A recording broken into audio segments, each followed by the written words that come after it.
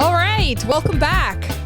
Welcome back to another episode of Tuxedo Time, where we wear tuxedos in this time, podcast edition, Aftershow edition. Aftershow edition. God, it's been a minute. It has been. First, before we start, I want to say cheers to finishing part 1 of the Home Renovation Series. Clink. Clink. We've got non-alcoholic mojitos here. In the Pete's Pirate Life, beer glass. I don't know what you kind of... Some kind of alcohol glass. We use them for mocktails. Neither one of us drinks, so we're very knowledgeless on those topics. Yeah, exactly. So today we are talking about all of the things that happened in the bathroom episode. We've taken a little bit of a hiatus. Hold on now. For people who are just tuning into this podcast, what is this all about? Well, this is a special edition of our podcast where we deep dive on videos or films or series that we're doing on our main YouTube channel, Becki and Chris. So this edition of the Aftershow is a Home Renovation Series Aftershow, where we are basically breaking down the entirety of the bathroom renovation episode, which is episode 4 of the series. So we'll link to all of those videos in the show notes. Just watch the whole part 1 of our Home Renovation Series from start to finish if you have not seen it. Yeah, there's an Aftershow edition for every episode where we answer user questions and talk about the behind the scenes. User questions? Oh, wait, not user. Viewer questions. Hello, users. User error. It's been a minute since our last podcast. Can you tell our listeners / viewers, Our users, where we've been? Why have we had this like long ass hiatus? So, also known as the crack. So we took... It's the gap, right? The gap between the butt cheeks. Yes, exactly. Okay. I guess we're just bringing the bathroom humor into this after show edition as well. Correct. Okay. Yeah. So we actually buffered in 4 weeks. Like we delayed everything by 4 weeks to allow buffer to actually get our glass installed. We had an install date weeks before we were even going to release our first episode of the Home Renovation Series. Yeah, we were like 4 weeks should be a big enough buffer in case there's like a mistake and they have to come back once and fix it.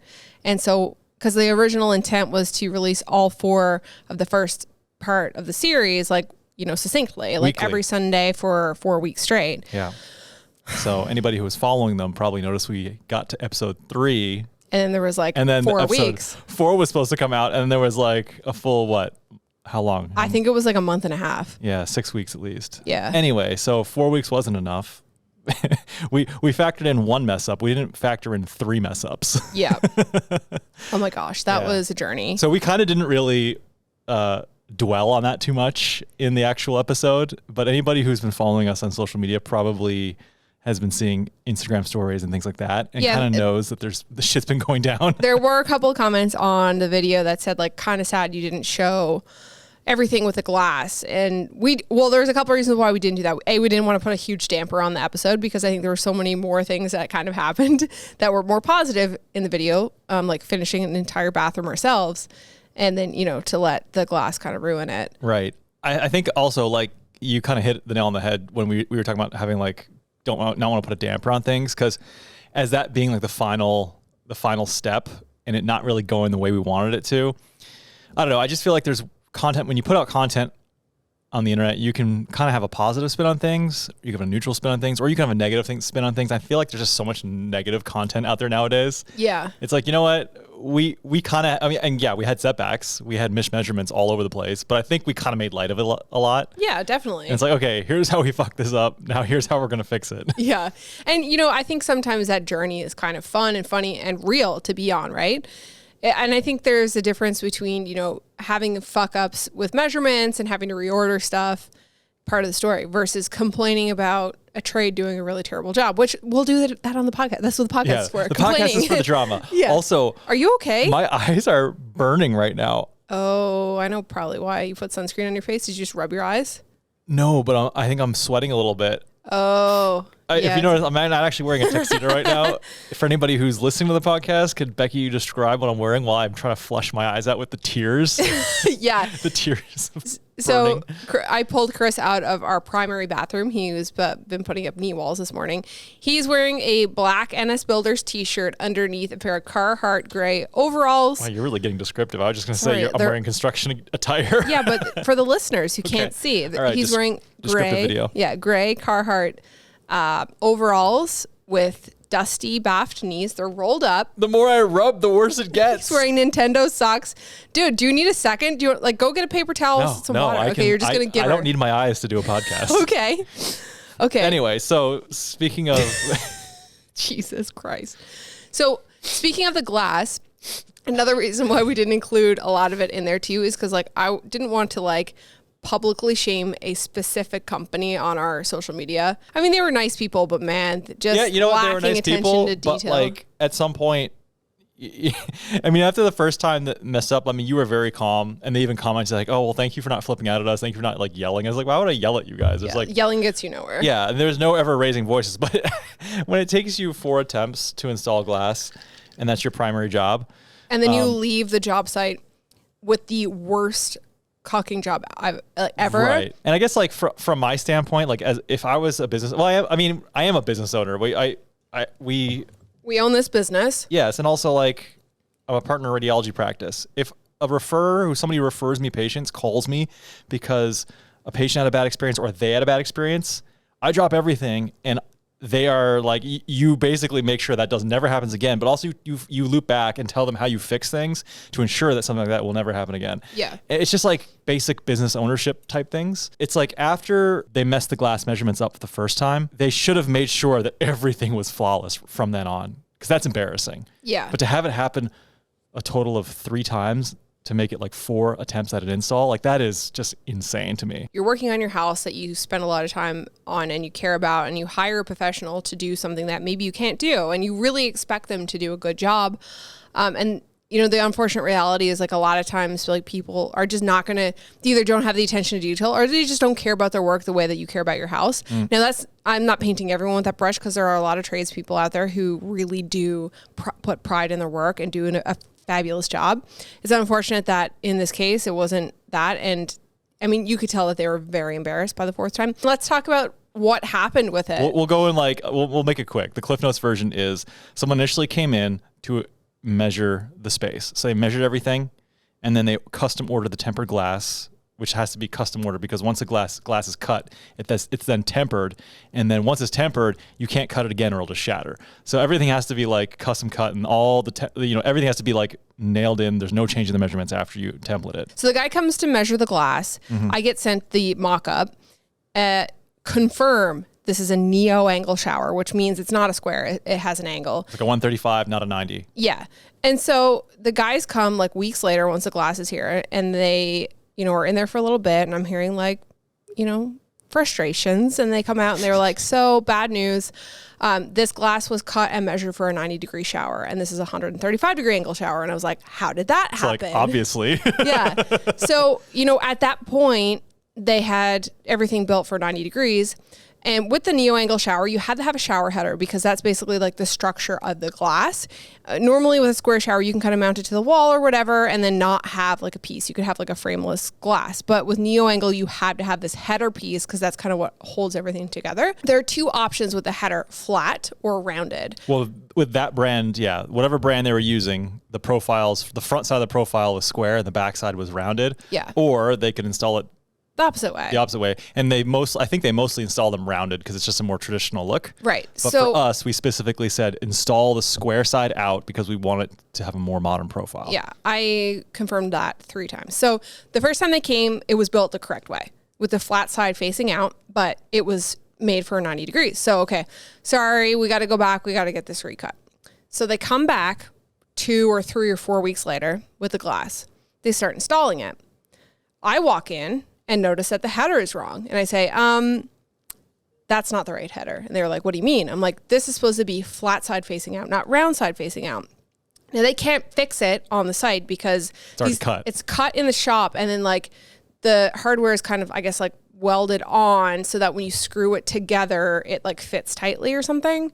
So they couldn't, it's already cut and they just like couldn't get a longer piece and cut it. So they had to go back to the shop, reorder the header with the flat side facing out. But what they decided to do was instead of measuring it and having it cut properly at the shop, they decided to bring it longer and cut it in our driveway. So we are now like left with, on the 3rd attempt, a very messy miter. I was like, why are there metal shavings all over our driveway? Yeah. So I'm vacuuming my driveway up after somebody cut metal on my driveway. Yeah. So this is attempt number 3 at this point. Yeah. So they get the shower header installed now. Yes. And then we think everything is going to be fine, but then you hear more grumblings. Yeah. And so they come out and say, bad news. The glass door was cut upside down. So I was like, so nobody checked on the second time to make sure that the glass door when you knew the guy who measured it the first time got the angle wrong, you didn't double check his measurement on the door, on the rest of the stuff, especially the door. It's like, no. So apparently they wrote it the wrong way. So like the way the door is angled on the top and bottom, it kind of like follows the curb and kind of fits tightly with like a sweep so that water doesn't leak out. And there's a bit of a gap at the top. So the angles were like off so that nothing was square. It was like triangle on the top and the bottom gap. So he comes out and he's like, bad news. This is wrong. We have to recut the door. And I was like, how long? Like, what the fuck? Meanwhile, now we're like weeks past our deadline for the episode. Yeah. So I asked these guys, I'm like, how does this happen? And they were like, well, the guy who came and measured shouldn't have been measuring in the first place. And I'm like, why was somebody sent here to measure when they shouldn't have been measuring? Because this person just cost you, like, you basically just ate your entire profit by recutting this glass 3 times. And they were yeah, we know. They're losing money on the job. Oh, yeah. And I was customers. And customers. Yeah. I was like, seriously, guys, like, what the fuck? So they leave. And I'm like, I thought that I remembered picking out tabs for this shower. Not a channel. I'm like, So I go back and like look at the mock-up that I signed off on. And sure enough, there are tabs on the drawing. So they said that they installed the wrong hardware. Completely the wrong design. They installed a channel instead of tabs. On the sides and the bottom. Yeah. And, at this point, they have already drilled into the tile, into the Schluter, into the studs. There's no way to fix that. So, I didn't hate it, but I wasn't happy that it wasn't the design that I picked out. Right. So I was like, you know what? At this point, like, get us the right door and, like, get out of my fucking house. Because, like, I just want to be done with it. It's been weeks. So they finally come back. They install the door. It's correct. Meanwhile, the miter that they cut in our driveway is incorrect. Well, it's not even lined up. It's like off by like correct, a quarter inch. But the miter is not. It's a sloppy miter. It's not tight. It's like not. It's not tight. You can see light through it. It's like I would have cut a better miter, and I don't even do this. Yeah, like, you also would have cocked better, and you didn't even do this. Right. And that's the problem that I have. Right. Yeah. And so at this point, also, while simultaneously this is all going on, I'm getting so fed up with this that I just Googled who the owner of the business was and just like found their cell phone number on the internet. And just cold called them one time. And to his credit, like he called me back on a weekend. Yeah. Because I left a message for him. They were all nice. Nobody was an asshole. No. And he was like, yeah, this is terrible. And I was like, okay, and just FYI, here's what the miter looks like. And he was like, basically, oh, well, that hasn't been tightened up yet because they have to screw it to tighten it. Yeah. So I was like, okay, I'll take your word for it. And I was like, FYI, I'm pretty sure they cut it on site. I'm not sure if that's like not standard or not, but it's not a clean cut. And he was like, oh, I hope they didn't do that. I'm watching them do it on the security camera right now. Yeah. So it was like, he was like, okay, well, that'll tighten up when they tighten the screws. I'm like, okay, I'll take your word for it.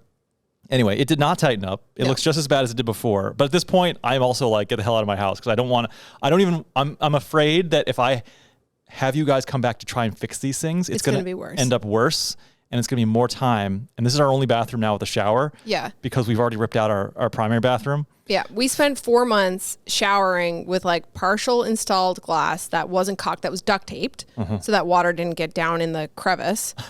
With a GoPro suction mount attached to the tile with a tension rod and like a frosted shower curtain. FYI, if you guys need to like put up a curtain rod between a 90-degree wall, GoPro suction mount. Use the GoPro suction mount, and you can wedge the the rod next to it. Well, anyway, it is what it is. It ended up, not happy with the caulk job. It's just really lumpy and messy, and like half the matte finish is covered in gloss caulking, and the line is really uneven. It's not like, I think in the video you were like, I'm not a professional caulk person, so I'm going to tape this. Part of the whole DIY thing is knowing your limitations. I don't have nearly enough practice with caulking, so we taped it. Cue caulk montage. This is why we tape. You know, we did it, we taped it, and it looks so clean. All the caulking that you did is so clean because you taped it. You tape it, it looks perfect. It was perfect. And you used a tool as well to like smooth it. Even even the little soap holder on the wall in the shower, you caulked and taped, and it looks phenomenal. Yeah. It's so clean. But anyway. So lesson learned. Yeah, DIY everything. The frustrating thing is like that we've done glass before. Like we installed glass rails in our old house in Canada. Yeah. And it wasn't shower glass using but it was bad like hardware. Half-inch tempered glass or something, wasn't it? It was, yes. Half-inch tempered glass. We made templates for it. We got it cut by a company and they just delivered it and dropped it off and we installed it. Yeah. But I think that now it's like, man, for the headache that was, I'm pretty sure I could have just installed that glass myself. Yeah, probably. And did a better job. Yeah. I mean, like, which is sad to say. You spend a lot of time because you end up templating everything and making sure everything works, which like the professionals don't need to do that. They should be able to just come in and measure. It's going to take me 4 times as long, but if it takes you 4 attempts, then it actually takes me shorter time. Yeah, exactly. So yeah, I mean, like, I don't know what we'll do with our next one. We definitely, I mean, I read the reviews before we booked people and their reviews weren't stunning. And I didn't want to go with this company, but their price was half of what the other one was. And we were like, you know what? This is going to be really expensive for a custom shower. So let's go with this company because their prices are better. Well, I felt like the original quote we got from the other people, it was like they didn't even come out and measure it. They just kind of did it. They just like kind of said, here's what it's going to be. Yeah. And I feel like it was almost like they just highballed. That was and continues to be like the climate. It's hard to get people out. And so they've got more work than they can handle. So they just throw these ridiculous numbers out. Yeah. And like I felt that was like higher than what you would normally expect to pay, just knowing kind of market values for these types of things. Right. I'm yes, but I also think that like a neo-angle shower is going to be more expensive because everything has to be mitered and there's like more hardware involved. Sure, but once you get into like custom cutting things, it's like you're either custom or you're not. So once you make that custom jump, you're going to pay out you're going to pay your ass. Regardless of the angles, you're still going to pay a lot for a custom cut piece of glass. But anyway, that's the full debacle. And you can see like how it'd be hard to compress that whole story into something that's digestible for the episode. Yeah, it's just not possible. We didn't bother getting like B-roll of it just because like... It was incredibly frustrating and stressful because like not only are you like rolling out this thing, like I might sound kind of silly, but like this is my job. You know what I mean? Like I scheduled these videos ahead of time. Like I basically have my first and second quarters like all scheduled. So as soon as a video is pushed by like 2 months because of somebody else's fuck up, it really messes up our upload schedule. Your whole content schedule was based on that being done with a buffer of 4 weeks. Yes. And like, how do you explain it to somebody who doesn't know YouTube? Right. Let alone that people make money on YouTube. How do you explain like you've just messed up my wife's content schedule? Like that doesn't mean anything to people, right? No, it doesn't. And also it's like kind of stressful too because it's like you're putting out this series that's supposed to be uploaded like as a succinct thing for people to watch. Yeah. And people are messaging you like, what happened to episode 4? Where's episode 4? And no matter how much you post on the community tab on your Instagram story and Twitter not everyone of what's sees happened, it. Not everyone sees it. So you're still getting DMs. Where's the shower? We were really invested in this. So many people messaging you like, where's the episode 4? Yeah. And I'm like, listen, I'm sorry. It's just out of my hands. And so that kind of sucked because like, I prefer to have it all as like a succinct thing. Done, get it done, out. We're clued up and then we're moved on to the next project. So and you can't help but think too, like you're trying to ride the momentum of the episodes being released in succession. And this episode didn't perform as good as the other ones. And I think that could be part of the honestly reason why. think it was the best episode of the 4 of them. Yeah. And it performed the least of all of them. Yeah. And it's hard to not blame this little mishap on that because you lose the momentum, right? People lose interest. So yeah, the first 3 episodes of the series are probably the best performing videos we've had in a long time. And I can't help but think that if that 4th episode went up that following week, it would have performed equally as well. So, it's a bit of a drag, especially because we were kind of forced to take a 2-week hiatus because, I didn't have content because like that video was supposed to be up. So not only did that like get messed up, but like everything down from that, especially with trips and stuff that were coming up that we were on that, Yeah, because people don't realize like, we're thinking of projects 2-3 steps in advance. Like we've got projects. We're planned out basically till December at this point. Like we've got projects on the burners now that are not going to see the light of day for like almost a year kind of thing. Yes. But like you also have to continue to maintain a present upload schedule. So it's actually hard to like keep putting up weekly videos that aren't these like full blown series when you're trying to work on these series that take like months and months and months. Yeah, that's kind of the struggle, actually. It's like you want to do these like big series or films and spend a lot of time on like a video project, but then like you had to maintain the upload schedule. So you want to spend 2 solid weeks working on a film or like a series or whatever. It takes a lot longer than 2 solid weeks, but you know, you can't because suddenly you have a Sunday upload. And so you have to, you know, spend that week making a video, and then Sunday comes and you upload it and you're like, okay, time to work on the film. And then you're like, oh wait, no, I got a video that got to go up next Sunday that I have to make, you know what I mean? And in a perfect world, you'd have it all kind of pre-done and scheduled, but like, it doesn't often work out like that. You know, all these things take time, and a lot of the videos that we work on, especially like the project videos, take an incredible amount of time. We're living video to video. Yeah. It's like living paycheck to paycheck. I was ahead by 3 videos, but the glass thing kind of shagged me up and kind of put, like, I couldn't move on to the next thing because I had to finish the home renovation series and its DVD extras. Yes. Right? Yeah, exactly. You want to get all the DVD extras out before you can move on to the next thing. I did end up actually having to because it was an extra, that last fuck up. Anyway, okay, let's move on from the fucking glass because that was a shit show. This whole episode was a shit show. Literally, it was a bathroom episode. It was, yeah. There's a lot of toilet humor, a lot of mouse poops left over from our mouse poop problem. Yep. Which we found the hole, by the way. We did. It was massive. It was gaping. It was a gaping hole. Yeah. Yeah. It was like probably that big. Yeah, it was like big enough that like something big, like a squirrel could have gotten in. Imagine if we had a squirrel in our house. I was actually half worried about that once. Like I was like, what does that smell? Imagine if we had a woodchuck in our house. Can you imagine if a woodchuck came and like went up in the attic and like fucking wrecked shit, or died up there and like started disintegrating and you had to bag a giant woodchuck? I'd rather it die than wreck shit. Fuck, same. Let's start with first of all the budget. Okay, I actually calculated what we spent on this bathroom, not including our labor or time, obviously. And I'm sure there's probably a couple of things missing. I'm gonna round it up a couple of $100.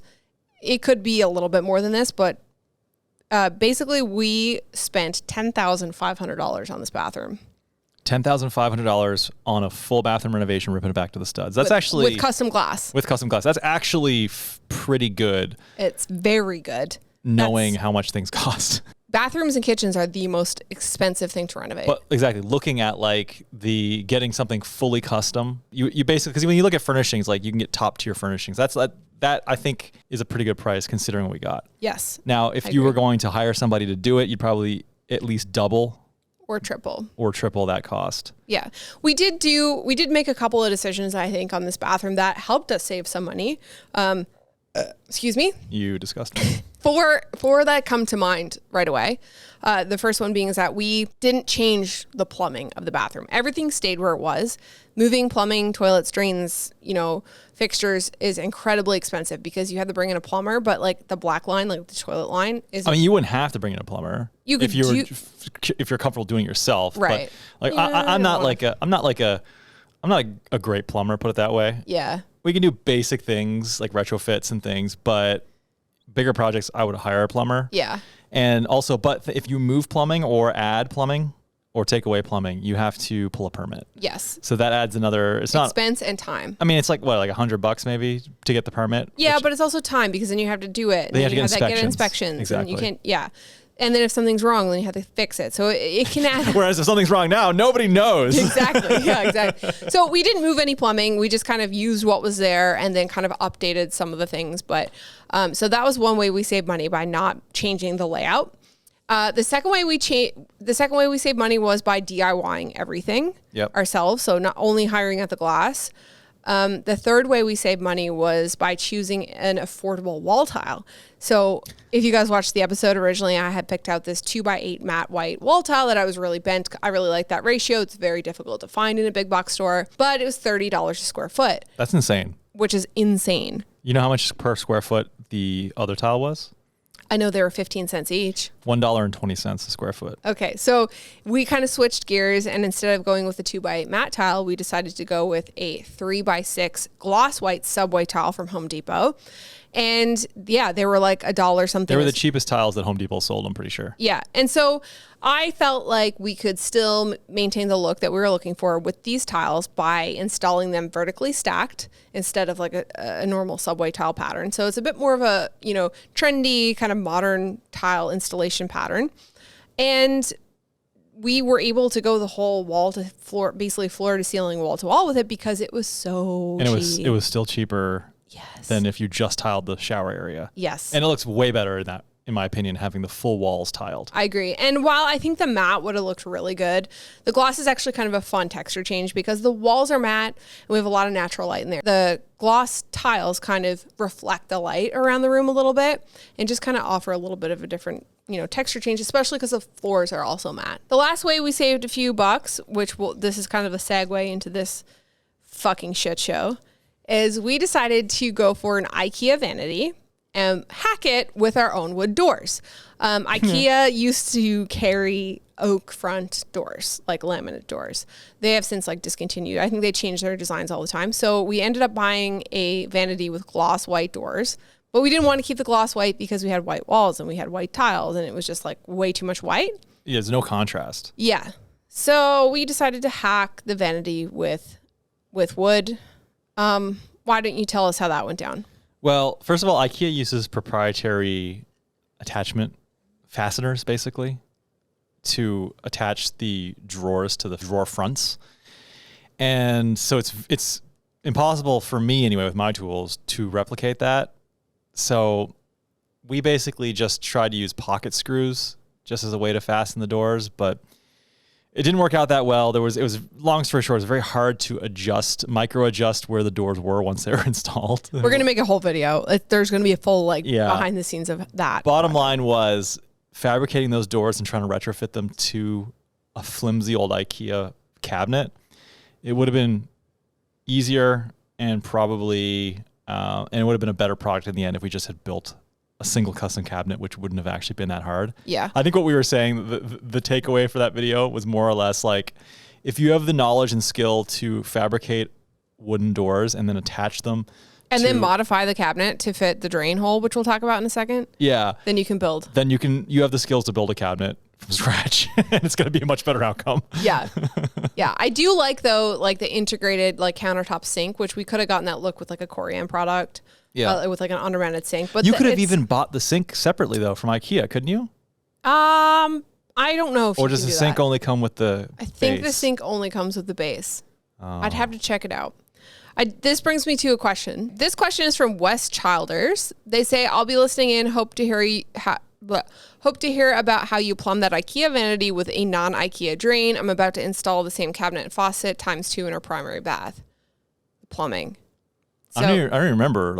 Okay, I remember having problems, but I don't remember exactly. There were a lot. Okay, let's start from remind us? Yeah, let's start from the top down. So first of all, you can't get matte black. Ikea doesn't sell matte black hardware to go inside the sink. They only come with chrome. So, but doesn't Ikea sell matte black faucets and things? Yeah, but they're matte black. They sell one, and their matte black faucet comes with a gloss black drain cover. Oh. So let's work from the overflow down. The sink came with an overflow that was silver. Mm-hmm.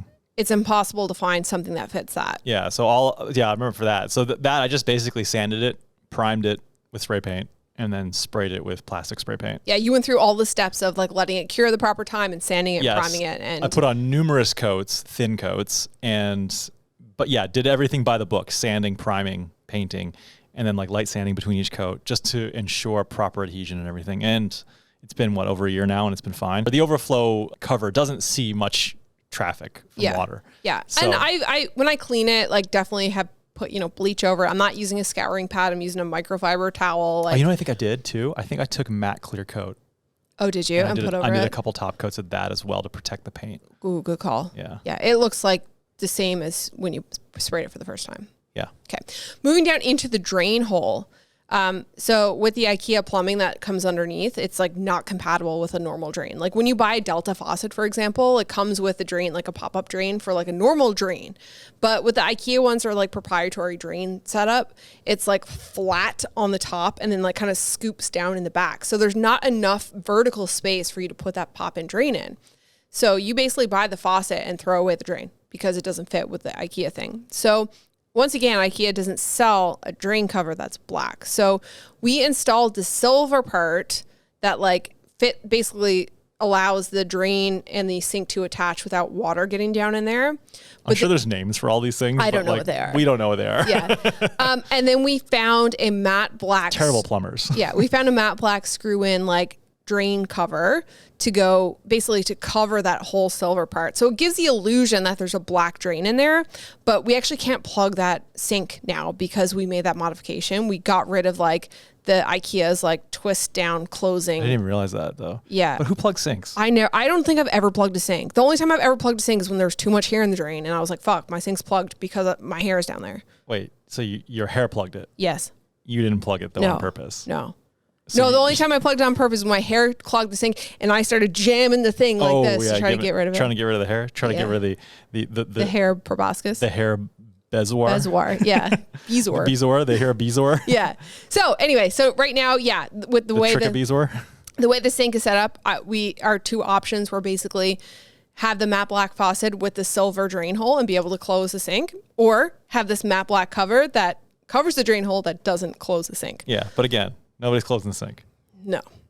All right. Okay, third, here's the thing that I don't understand about these vanities. I don't understand how they're made for people. The episode itself was so like positive and happy-go-lucky, and this was like all the real life quirks, the real life shit, the complaining. I think people need to know about this before they buy an IKEA vanity because it's like, ooh, this is like $300 and it looks amazing. I can install this probably myself, but you literally need a plumber, or you need to completely modify all of the plumbing, and even then, you still have to cut a hole in the bottom drawer of the vanity for the plumbing to fit. So I don't understand what the deal is with the IKEA thing. Well, because they make this low profile P-trap, isn't it? Yes.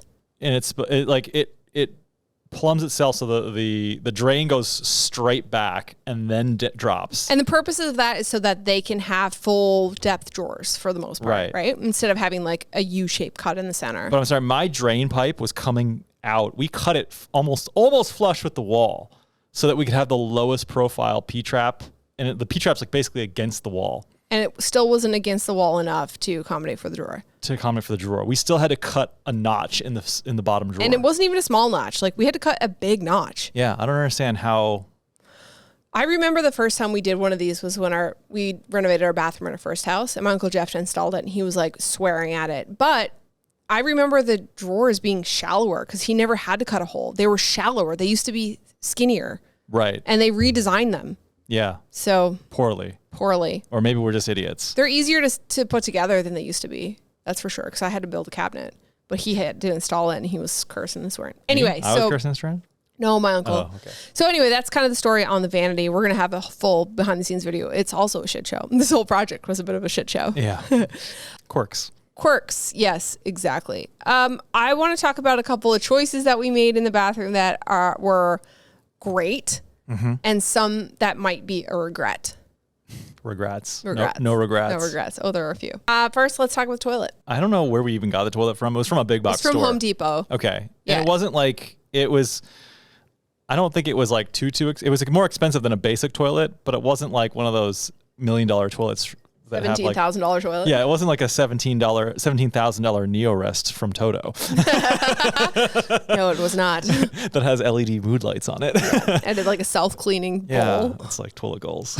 Yeah, really. But the toilet itself has a more flat profile on the sides. Like it doesn't have those it doesn't outline the poop tubes. The poop tubes. Is that what they're called? The poop tubes? Yeah. Official name. That's not what they're called. But when you look at the side of the toilet and it's like the snaky poop drain, like you can almost picture a log like going right down when you flush. It's got a real vascular object. Yeah, it's fucking sick.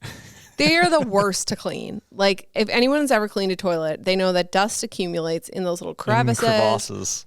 Incredibly difficult to clean. So our main thing when we were purchasing a toilet for this bathroom was it must have sides that are flat, straight down with the hardware covered so that you could basically start from the top with a bleach cloth and just go beep to the floor. And then the quick release mechanism on the toilet lid itself is actually one of the best I've seen. And maybe this is just standard now because we haven't bought toilets in over a decade. Yeah. But yeah, this just there's two big buttons. You just push them. There's not. There's actually one button in the center, small button that you press and in the center pops. Yep. One on each thing or just in the center? In the center of the toilet itself. The center of the toilet seat, honey. Okay. Shows you how much I clean the toilets. I clean the toilets. It's in the center of the toilet seat. But there are 2 clips, right? Yeah, it's the clips. So you press the button and in the clips, like you pop it out of the clip, right? All right. Yeah. So you can basically like fully bleach the toilet. And every crevice gets touched with bleach. Touch every crevice. Yeah. Great toilet. Also, this is like, TMI. Although I talked about bog trots like 100 times in the episode. By the way, if anyone was curious, bog trots is a term that we use for diarrhea. So if you have like the shits, it's like trots, a total inside joke that like, it's like it doesn't even make sense unless you know the story. Somebody DM'd me today and they were like, oh my God, we started using the word bog trots now. I was like, sweet. Your mother would be impressed. She would be. It all came from her, but I'll spare you that story because she'll be embarrassed. I mean, I don't even think, is trots a common thing? In our family, trots, like, that'd be more like a Newfoundland thing. Okay. Anyway, let us know in the comments if you've ever heard of the trots, like called the Hershey squirts called the trots.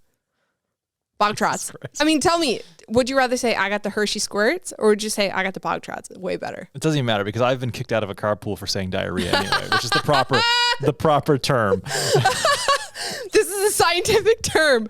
I know. So yeah, that's another tangent. I was probably how old? I don't know. I was probably like 8 or 10 years old, and like the prime age when like you're doing those rhymes, like when you're climbing up the ladder. I mean, we're still doing that. We're still singing that in the bathroom. Touché. Diarrhea. Touche. Diarrhea. Anyway, so like this one prude mom called my mother. And she says, I need to talk to you about what Christopher's saying in the carpool. Mom's like, oh God, here it's happened. Christ. He's that kid who brings all the swear words to the kids. And she's like, said, fuck. And it's like, what did he say?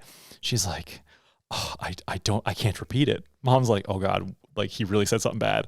She was like, well, could you at least give me some idea somehow? She's like, it's the D word. And Mom's like going through her D word, Dick? D word, D word. She's Diddle? Like, I'm sorry. I still don't know what you're talking about. She's like, he said diarrhea.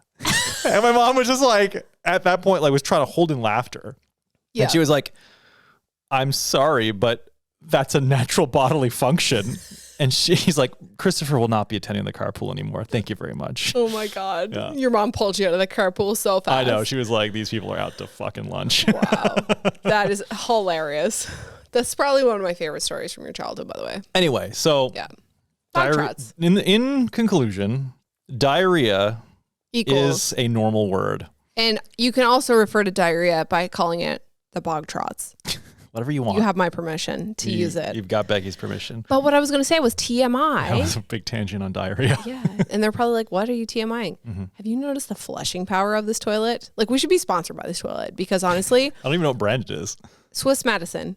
Wait, it's linked on our blog. Swiss Medicine? Madison. Oh, Madison. Okay. Swiss Madison. I've never even heard of that brand. I have not seen that. Have you clogged that toilet yet?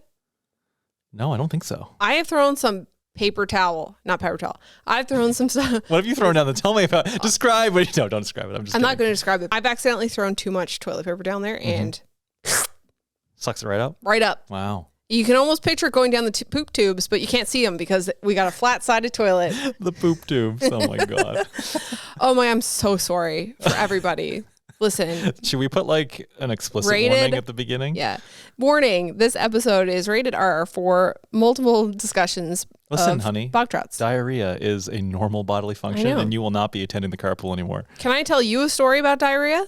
Sure. It sounds like regardless if I say yes or no, you're going to tell me anyway. We were up in Canada and we crossed the border yesterday. And so we gave the border patrol person our passports and he opens the passport and he goes, excuse me, sir, what is this powdery substance? He was like, what is this white powdery substance in your passport? And I'm like, I don't know. What is that white powdery substance? And then I'm like, oh my God, we're going to get detained here for 12 hours because he thinks this is insert any of the illicit substances that are white powders. So I was like, sir, I think that might actually be a loose Dramamine or potentially Tums.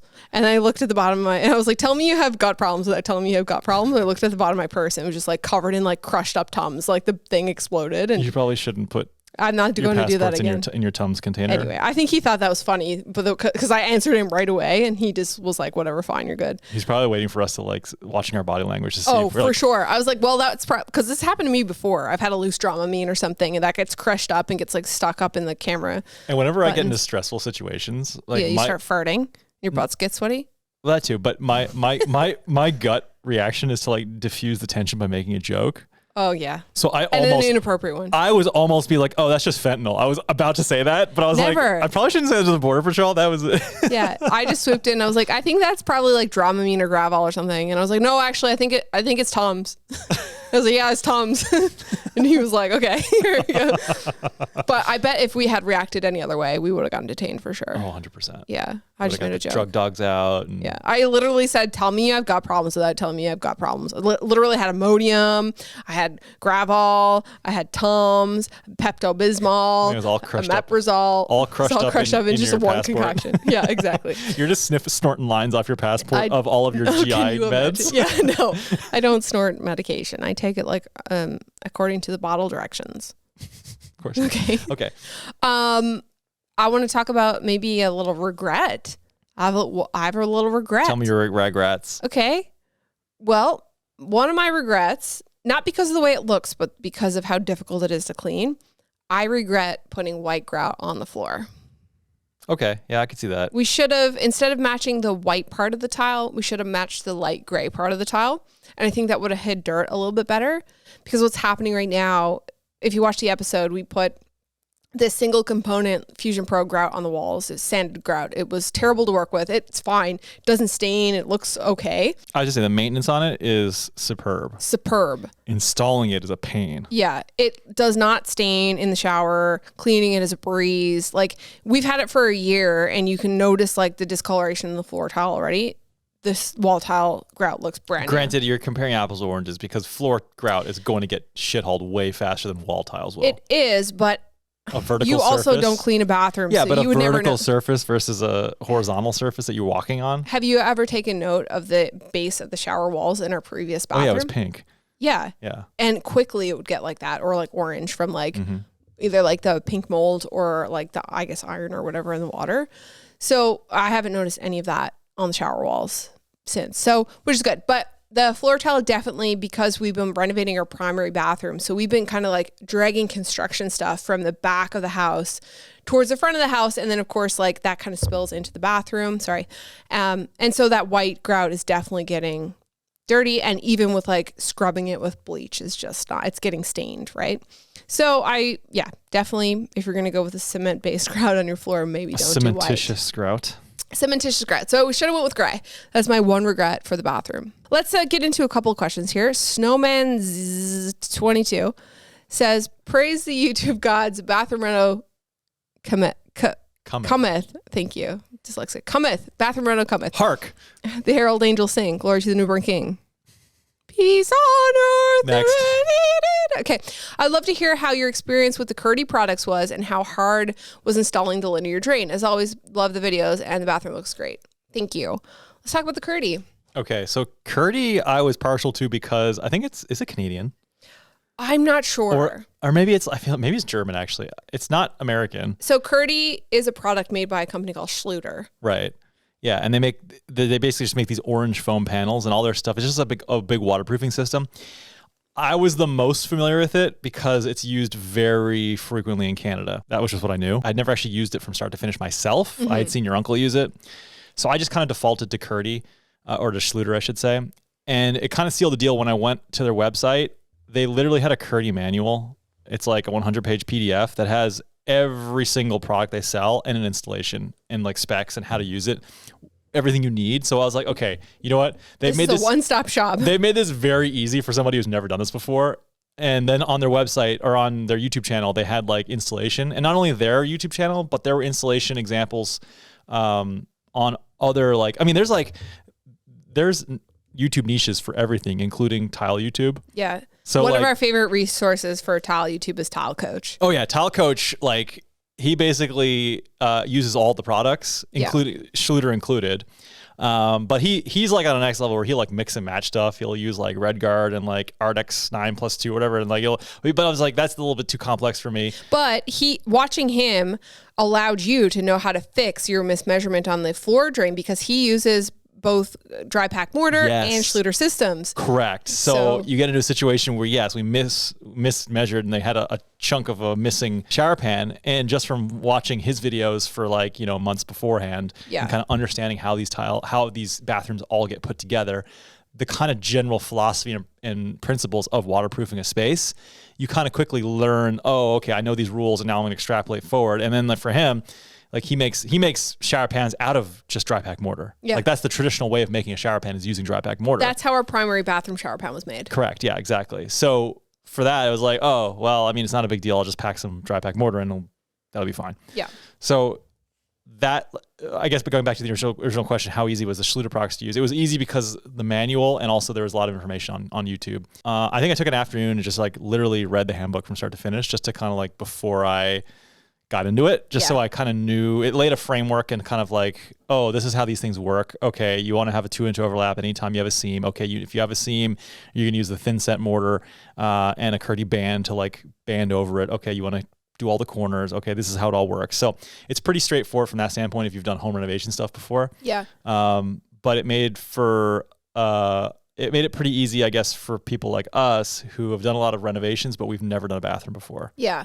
What I thought was cool about the Schluter products is like, it's not just like, yeah, you can buy piece by piece, but you can buy kits too. And they have like everything. You don't have to mix and match from different places. Like even their fasteners are made and you can buy them in a box and they're like the appropriate amount. And like the Kerdi band, and you can get the Kerdi corners, and they have every type of corner, inside, outside, like 135s. Yeah. And then I found a video on how to make some weird angles that they don't have standard. Yeah. And I just followed those. I don't know if they were official videos or if it was just some random person on the internet, but yeah, I just used those as like a tutorial basically. Right. Downside though, I will say, is that it's very expensive. Yes. You're spending top dollar on it. Yeah. You can, if you're like generally speaking, like if you're willing to put in the sweat equity and do it the old school ways, like make like a mortar bed and then use the waterproofing roll-on products that Tile Coach say would use. You'll probably be able to do it for a lot cheaper. Like comparing like 1/2 inch 4x8 sheet of Kerdi board that we use in the shower, say, like that's like $120 compared to like a piece of green drywall that you would. A piece of green drywall is like $20, or like cement board or whatever. Yeah, or like like hardy board would be a lot cheaper. Yeah. So you're gonna pay for it, but man, it is easy to install. Just a single sheet of like 1/2 inch foam board. It's just like you could just carry it light very easily. Yeah. Yeah. Same with the shower pan. Like, yeah, you could go and, put your drain in and have to set your slope with your dry pack mortar. There's definitely a lot of finesse to that. And if you mess it up and you don't have the proper drainage and suddenly you got water pooling in the corner of your shower, then your shower's not built right. Yeah. So, you go to Schluter and you buy this foam shower pan, and yeah, it's more expensive, but you don't have to mess around with any of that because the slope is built into the foam already. Right. Like for somebody who does this work, like again, going back to Tile Coach, like he's a professional. He's a professional. He does so many showers in a year. Yeah, he could do like whatever is in somebody's budget. Yeah, and he's perfected all these techniques to the point where he's not only like able to do them with 100% reliability, but he's also efficient at them. For me, this is a one-off thing for a homeowner. It's like I'm going to stick with a system that I know, as long as I follow the steps by the manual, it's a tried and true product. And I know it's going to work. Right. I don't want to have to troubleshoot things not working if this is the first time doing it, because that's when you get into like costly mistakes. Absolutely. So for us, it was definitely worth it. We're going to be using it in our primary bathroom, and we will probably continue to use the Schluter products for the rest of the bathrooms that we do, just because we like it so much. Hit us up, Schluter. Somebody was asking why we didn't put heated floor in this bathroom. Everything comes down to cost versus benefit. Yeah. And not just cost, like money cost, because that's one factor, but cost is also like the added complexity that we're going to have to do. I would have had to put in another circuit on an already packed panel. And also it's like a bathroom that... And it's a bathroom that's not being used. Right. We're using it now, but it's like on a second floor. There's a heat register in there, like in the floor. It's actually not cold. We're going to put, Dietra heat in our primary bathroom, which is like another part of the Schluter lineup. Which we'll get to talk about that and experience what that's like. And then we'll probably put heated floor in the basement bathroom, just because tile floor in a basement is going to be cold anyway. I remember seeing them in the Schluter manual. It was like, if you're installing over this subfloor, if you're installing over this substrate, if you're installing over a concrete slab, like they had like scenarios for all of it. It's like, okay, this makes it very easy. Yeah. Let's talk about that linear drain. How hard was that to install? The linear drain was actually not that bad to install. Because it had all of the information.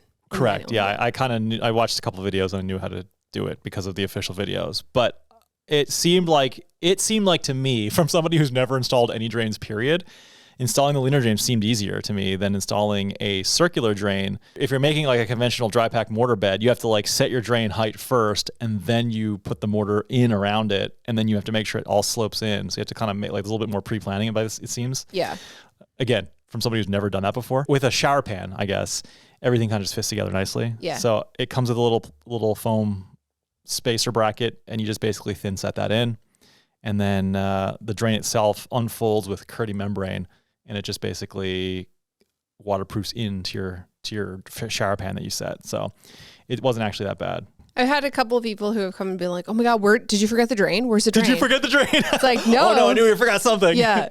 It's a nice seamless look for sure, and it doesn't like break the pattern, because we did choose that kind of crazy pattern on the floor, which is kind of a fun choice. Yep. And we wanted to bring that right into the shower, so that linear drain at the back like doesn't break that line at all. The Cubert floor. The Cubert floor. Mm-hmm. Yeah. You know, taking it out, and make sure when you're cleaning the bottom of your shower, you know, you're scrubbing that out, making sure it's clean, because the gunk does, you know, it's more maintenance than a standard drain. 100%. But it looks so good. It looks so good.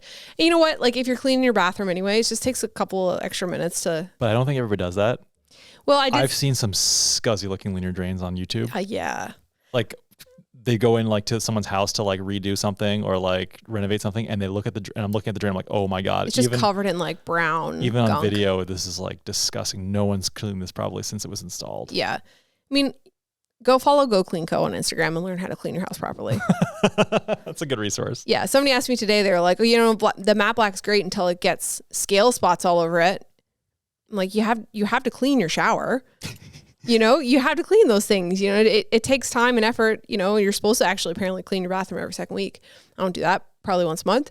But, you know, you got to keep on top of maintenance, you know, especially if you have hard water, because like those spots will leave marks. You know, we squeegee our shower every single day when we get out of the shower. I clean the matte black fixtures with Windex and a microfiber cloth, and that takes most of the stuff out. But, you know, there's all sorts of ways to get rid of like lime scale buildup and, you know, calcium and iron and stuff. So Go Clean Co, go check them out on Instagram. Okay, a couple more comments. Barkeeper's friend, game changer.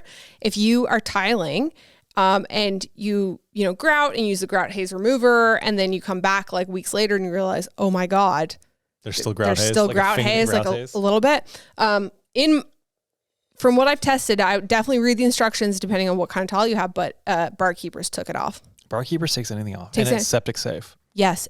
It takes makeup stains off of corian. It's a miracle product. It is. What is it? Is it just an abrasive? I think it's like an abrasive. I use it to like clean the tub and stuff. I don't know. Anyway. That's a hack from Go Clean Co. Is it really? Yeah, I clean my tub with that stuff. Takes soap scum right off. It's amazing. Wow. Okay. Next question is from Beach Bumbo. They say that that is the most beautiful bathroom reno I've ever seen. Thank you very much. Thank you, Beach Bumbo. You guys are obviously multi-talented. Bravo. It's gorgeous. But come on, are one of your parents a contractor? How the hell do you know how to do all this?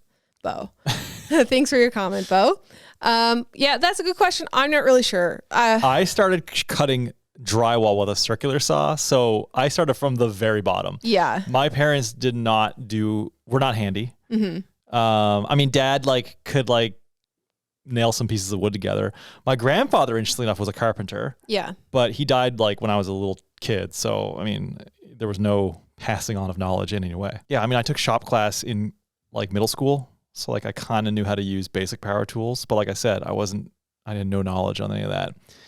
Your side of the family, though, you've got some people in your family who were at least able to get us started that were good resources. Definitely. I mean, my dad has, designed and been the general contractor on all of the homes that he's built. And he's a pharmacist by trade, but he would basically manage all the job sites for your builds. Yeah, he very passionate about architecture and building and stuff. Does a lot of home renovations himself. Can install floor and drywall and paint. I love talking shop with him. Yeah, he knows like little hacks for everything. Yeah, it's like if we're like, how do we deal with this? Like text Dad and he'll know. Yeah, like Dex. But he's also helps. He also is a good sounding board for when I'm pissed off, because when it's just you doing something, and you're you sometimes don't know where to what's reasonable and what's not as far as being a perfectionist. Yeah, and I'm he's like, oh, this is a fantastic job you guys did on this, and I'm like, yeah, except for that little spot there. I'm like, oh, it just gets me every time. He's like, Yeah, Chris, I understand because I've been there before, but you got to realize that that's like a level of perfection that is not necessary.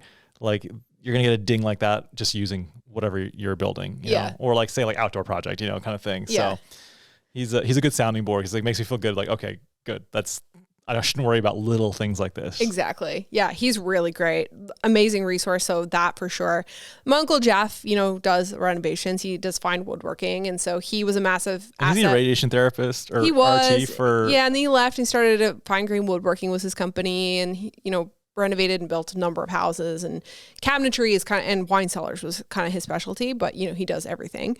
So he was the one who kind of helped us with our previous kitchen and our last bathroom. Like he was the one who did all the waterproofing and tiling in our last house in our bathroom.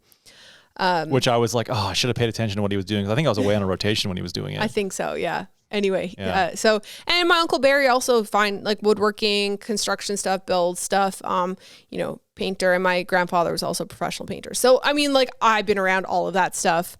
And on top of that, just obsessed with HGTV, Brian Baumler and Mike Holmes and like all these people since I was like a young teenager. So kind of just always around it. Not that watching TV like teaches you anything, but you know, you pick up little nuggets of what's right and what's wrong. And yeah, you get a framework. Yeah, for but sure. It's interesting because you had way more of a framework than I did. Yeah, but now you know way more than I do. I had no knowledge, but it's all out there. And it's kind of, it can be daunting when you have zero knowledge. It's like someone told me to use this analogy in residency. They were like, at the beginning of residency, when you know nothing, picture like chicken wire. Mm-hmm. And then you're picking up chicken shit and you're throwing it at the chicken wire. Okay. And at the beginning, all that knowledge just goes like, it's like trying to drink from a garden, like a fire hose. It's just like spraying you, hitting you. And it's all that chicken shit's passing through the wire. Gross. But then like after a year, a little bit sticks. Yeah. And then like throw a little bit more at it. Next year, a little bit more sticks. And then by the end of it, you've got a full wall of shit. Yeah. That's a terrible analogy. No, I think it's really applicable for the bathroom. But with that said, it's the same with home renovation. Like if you know nothing, it's like, where do I even start? Yes. But it's like, okay, I figured out now how to do basic stick framing. Like, okay, now I know how to frame up a wall. Okay, great, check.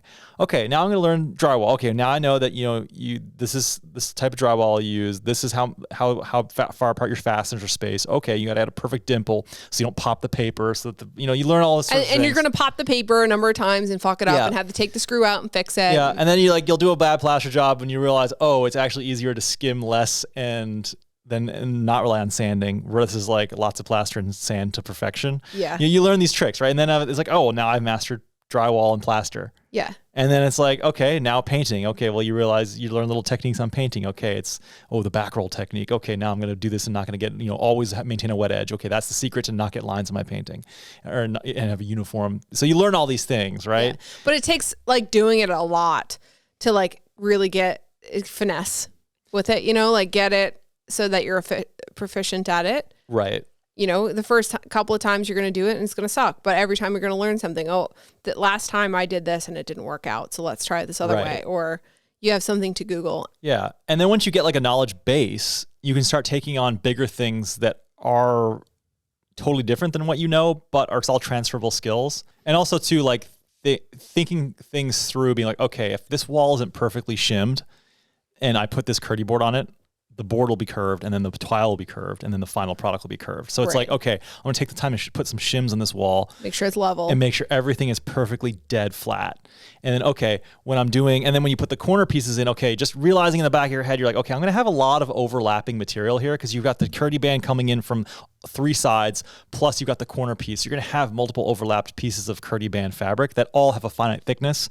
So it's like, okay, I want to be really thin here and only do the minimum amount of overlap. And I don't want to put gobs and gobs of thin set in, thinking that I'm doing myself a favor by waterproofing it more when thin set's not even actually waterproof. Mm-hmm. So it's like, okay, because then if you build your corners up too much, then your tiles won't sit flush and nice. As you develop that sort of fundamental base of skills, you'll be able to then do totally new projects like a full bathroom. And even though we'd never done that before, I think we were able to still maintain the level of quality that we were happy with. There's one more comment here that actually, this is more of like I wanted to address this. Okay. Just because I think it's something we should talk about. Kiki says, I couldn't believe you weren't wearing air protection while hammering out the tiles. Guys, you're doing great work. Love the outcome, but please consider using safety equipment. Once your hearing's gone, it's gone. We were wearing air protection during that. I was gonna say, I thought we were wearing. Take a closer look at the time lapse because we are wearing air protection. But was there a clip that we weren't or something like yeah, that? and so this is what I wanted to talk about. Not always do we show, okay, we're talking about this thing, now we're putting on our safety equipment. So if you don't see us doing it, and then there's suddenly a lot of close-up shots of stuff, and then, you know, we're moving fast and you don't really notice was there a cut between showing a face with no safety goggles and then no air protection? Air protection? Yeah. Oh, okay. I was gonna say, because we always wear air protection. Always. And safety glasses. And steel toe boots. Yeah. So I just wanted to we're kind of sticklers for safety. We actually are sticklers for safety, which is kind of why I was like a little defensive when I saw the comment, but then also I agreed that we shouldn't have shown us talking with the tool, like using the tool and then talking about it without actually having that safety protection on. And I think that's kind of the hard thing about doing these things while being on YouTube and filming it and doing a project. Cause like we're human. Sometimes you forget something, right? So, you know, you sit down, you're like, okay, I'm doing this project. I have to talk about this. We're filming, this works. And then like, you're either not wearing that safety protection at that time or you don't physically show it. It's like these cooking shows where like they touch the chicken, they wash their hands, but they don't show washing their hands. Yeah. And then they start and then there's like a million comments about people like, you need to wash your hands after you touch the chicken. It's like, well, I did, but I just don't need to show you every single verbatim thing in this. Exactly. Yeah. So I just wanted to let you guys know that we are sticklers for safety and that was a mess up on my part. I probably should have cut that clip or should have been more particular when we were shooting that clip to have the safety gear on, but we do wear hearing protection anytime we're using loud tools. We wear safety glasses always when we're doing renovations, when we're cutting anything. It's very important to us. Our eyesight's very important. Dude, I was walking outside getting in my car one time and a branch came in sideways and poked me in the eye. I'm like, I need safety glasses for everything time of life. Exactly. We're always wearing steel toe boots. Like, you don't know that. We don't say, here's my steel toe boots. Yeah. Right. So yeah, I had a buddy when I had I think you posted a photo of me using the chainsaw. Yeah. And he's like, dude, you had every single piece of equipment, but possibly one of the most important ones, your steel toe boots. I'm like, those are steel toe boots. He's like, oh. Exactly. Because they're Blundstones. Yeah. They're Blundstone steel toe boots. Exactly. Yeah. So I'm glad, and they're comfortable. I'm glad that they don't look like steel toe boots, but they are steel toe boots. They are, yeah. So, you know, in this case, it's like, yeah, take a closer look and you see we're actually doing the work and we're wearing things. But also too, like a lot of it, like when we're filming these sequences, you're falling, it's hard to document what you're doing when you're just trying to get the work done. Yes. So a lot of it is, okay, what do we need to what shots do we need to get the essence of what's going on here? Yeah. Okay, we need 7 shots for this, and this, generally speaking. Okay, get a shot of this, get a shot of that. And you'll usually have a shot list planned out just to make sure we have something that can string a story together. Yeah. But it's like at the very beginning, and it's like, okay, we got our shots. Okay, put the camera away. Let's actually do the work. Yeah. And then it's like, you know, if you're saying directing like me, and I'm like got my earmuffs off just to like hear what you're saying, you know, it might be like a couple, you know, it might be a couple, you know, jackhammer shots, which in the grand scheme of things is not going to adversely affect your hearing. It's the sustained long-term high decibel volumes that are going to mess your hearing up. But yeah, it's like for the shots that I needed to communicate with you and like, okay, get these shot 1, shot 2, 3, 4, and so on. Those are done. Okay. Now we can put the cameras away. Okay. Suit up. Let's go. And I think too, something else that's, you know, when you're actually doing it, it's, you know, it looks a certain way on camera, but like say that tile montage sequence, for instance, you know, that tile montage looked way cooler than it was. And it was so fun to edit, but it was hours of work. You're in the room. I'm just going to paint this because you're in the room with the door closed, trying not to let that dust go all over the house. Yeah. You have a light on, so the room is super hot. Yeah. You have the ventilation, you know, closed over so that dust isn't circulating. So you don't fill your HVAC system with fine particulate matter. Exactly. You're wearing an N95 mask. You're wearing safety goggles. You're wearing hearing protection. So now you have here, and ears covered. In a 100 square foot, or what's the square footage of that room? I don't remember. Probably that. I don't Small. know. 10 by 10 maybe? Yeah. In a room that's super hot, 2 people, it's completely dusty. So I don't know if you've ever like been in a situation like that and you're in there and you're working hard, so you're sweating. So, you know, your goggles are steaming up. Your hearing protection starts to pinch your ears after a while. Your mask, you're getting a headache. Your mask is starting to clog with dust. So, you know, you leave the room to increased work of breathing. Yeah. It's hard to breathe. So you take your big bucket of mashed up tiles that's like 50 pounds and you leave the room for 5 seconds and you're like, oh, I can breathe. So you flick your air protection off. You know, you take down your mask, keep the goggles on because you're going to pour that into the garbage. You bring it out to the garbage, you bring it down. You're taking a second just to take a breath. You go back in the room, you put your mask on, you start going, you hear the loud sound. Oh, I forgot my air protection. And you put it on. In that time period, well, we should get a close up here really quickly. Okay, take that shot, do the shot. Oh, I forgot my air protection. Put it on, but you don't film it. Yeah. So there's just so much also, going at the end on. of the day, it's just like, it's a YouTube video. It is. Yeah, it is. But I just wanted to say, like, you know, if you're going to be doing these projects, please wear safety glasses. Yeah. Protect yourself. Air protection is really important. And if you see a clip of us, you know, not wearing it, like, just know we are wearing it for the rest of the thing or behind the scenes or whatever. If you don't see us taking it off and putting it on, like, there's just a lot going on when we're renovating, trying to get the work done, working under a deadline, and trying to film these sequences. It's just a lot going on. I think it's time to end this. Congratulations on finishing part 1 of the Home Reno series. High five. High fives all around. Don't know when part 2 is going to be. No idea. We're working on our primary. I'm literally working on it today. Yeah, we're working on our primary suite. I'm going to say probably next year. Probably. Some people were shocked by that on the internet when I said next year. Shocked? They're like, next year. They've like, never done a home renovation before, have they? Also, it's just us. We're working on the evenings and weekends on top of this, like, weekly upload schedule like we talked about earlier, plus trying to push out these big projects. So I work full time. Chris works full time. You know, I'm editing full time. So, you know, we're going to put up a helicopter series again in the fall. We've got a short film coming at the end of the summer. So, you know, we're going to enjoy the weather and then, you know, dive back into home reno mode when it's bad out like today, thunder, lightning, or, you know, cold. So keep an eye on our Instagram for the launch date, I guess, for part 2.